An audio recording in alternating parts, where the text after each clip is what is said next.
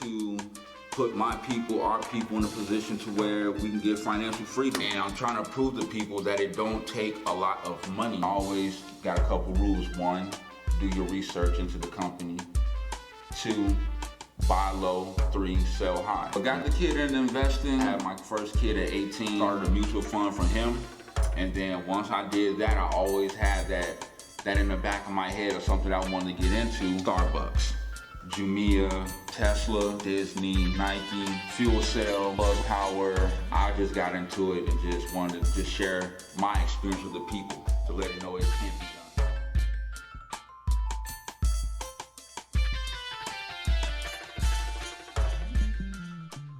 Yo, what's good, YouTube? What's good, family? It's your boy, Brother DJ the Capo, Cardiac Capo, whatever you want to call me. Just don't call me broke. No, that's just a motherfucking joke. Squadcast podcast. We just had a good show. Gonna definitely get that edited, uploaded, and out to the people very soon. We are here with another Wolf on Wall Street. This is, I think, number 11 now. Shout out to the family. Make sure you subscribe to the channel, hit the notifications, like, share, comment. Like we always do, shout out to my brothers, my squad cast members who's not here, Brother Sheffin, BJ Powers, Jesse, El Presidente, Charles, the whole Junkyard Gang. I see y'all. Make sure y'all follow Noobs and Pros. He's definitely doing a lot of great things with the gaming. But without further ado, we know we're here for the money. Let's talk about the money. Let's talk about, first and foremost, if y'all don't know, I got me another God Mom shirt. You know what I'm saying? Make sure you support your people. You know what I'm saying? If you don't support your people, then what are you out here doing? You know what I'm saying? I'm definitely, anybody that got merchandise, hit me up and we can talk and we work something out, and I definitely support you. You know what I'm saying? What we doing? We're gonna roll the financial freedom, right? What we talk about? We talk about stocks. We talking about Robinhood. We talking about on the road to letting your money work for you, right? So everybody knows that this week or these past couple weeks has been like mad crazy in the stock market game. I don't like using the word volatile, but that's what it's been. There's definitely been a lot more red days than there has been green days as of such. I mean, you can have a whole bunch of things that can go into that.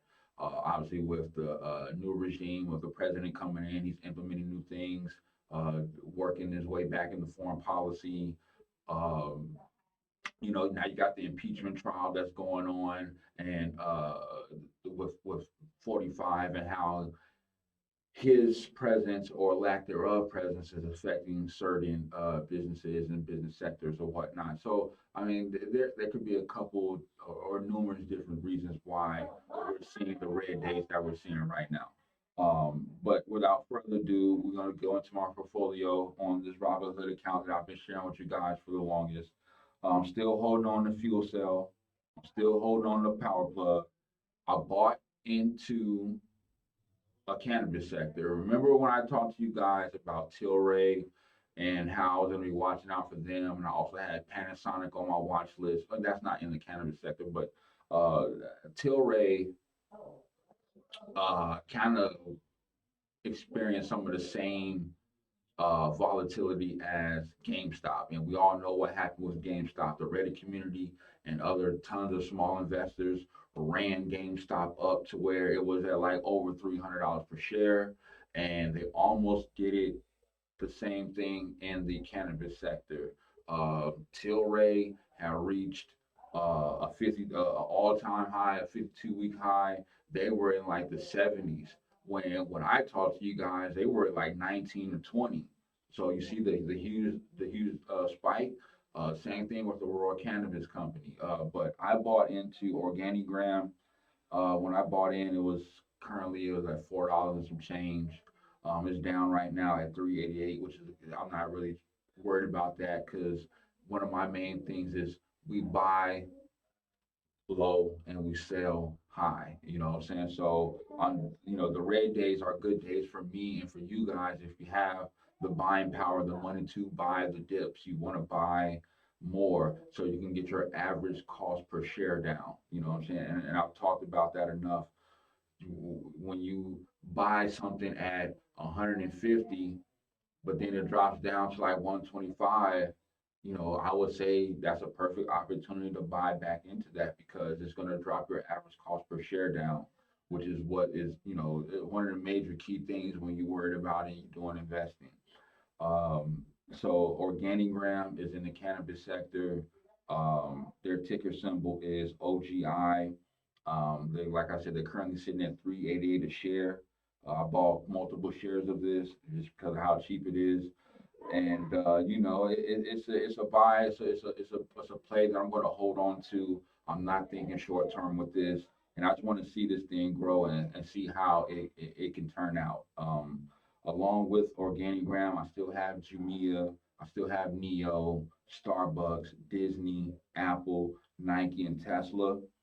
Um, one thing that you guys did hear me say was Golden Nugget Online Gaming that used to be LCA by current CEO Tillman Fertitta, who owns the Houston Rockets.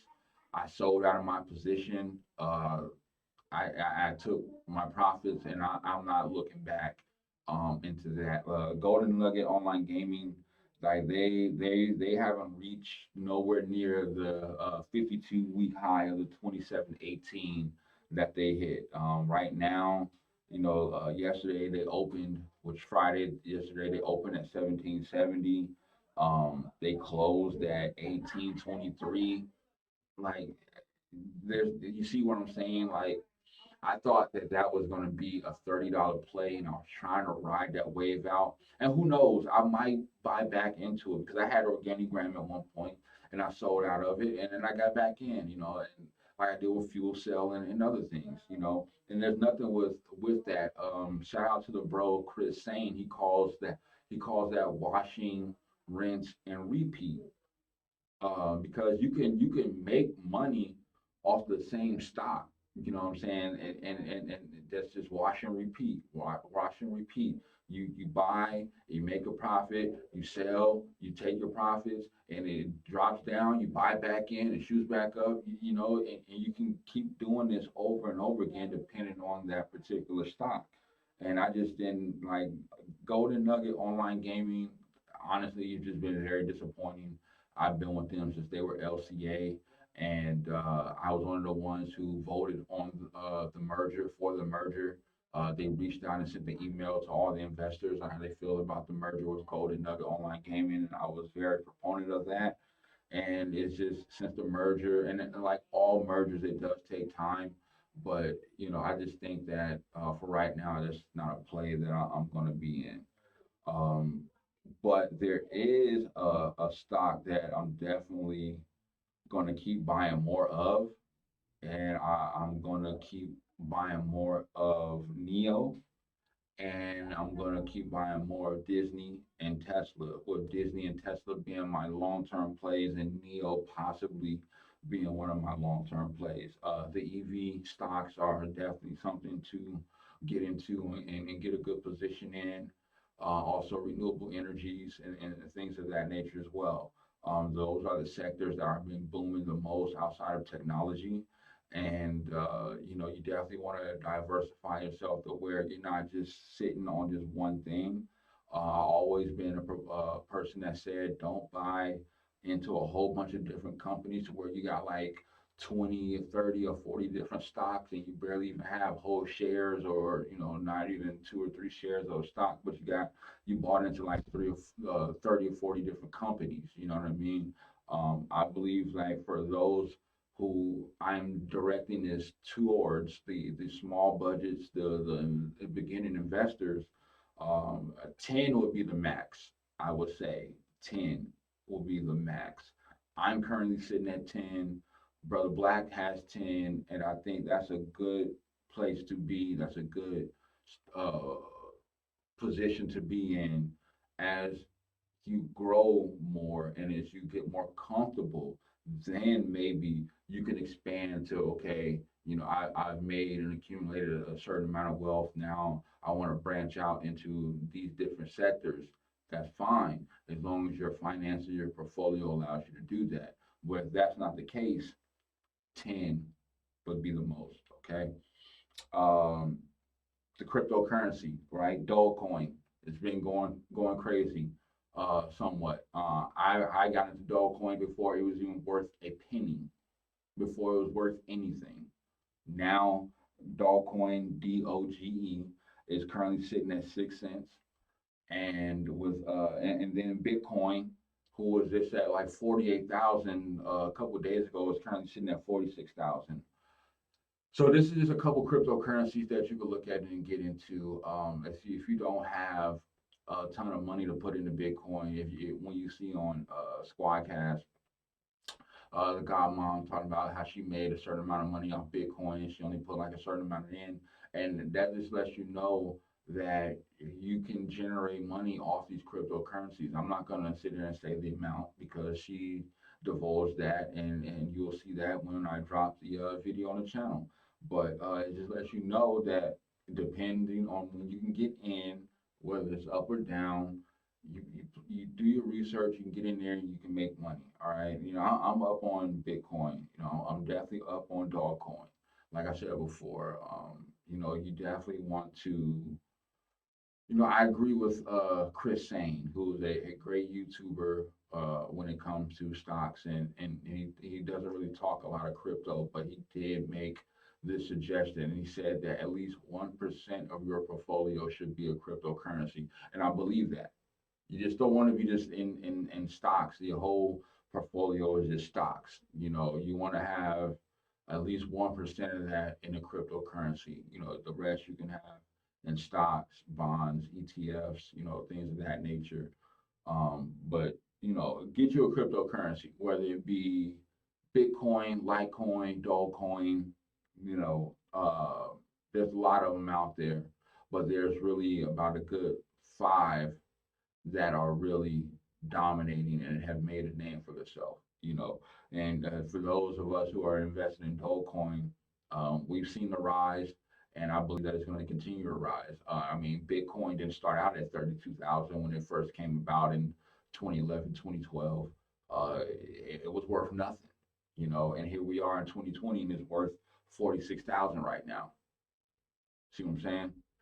So if you have a position in one of these, hold your position. I believe I'm not a real big seller unless I believe it's a short term play, and a lot of things that I'm in are long term based because that's the type of investor that I am.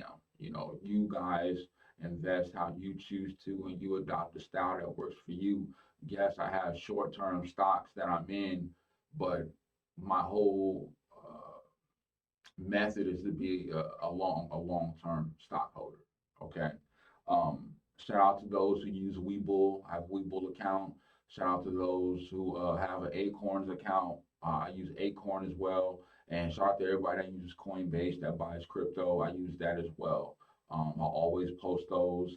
And I know there's other platforms that you can use that probably might be better than Robinhood, Webull, Coinbase, and Acorns, but those are what's best for me and what I'm trying to do and what I have going on for my financial goals.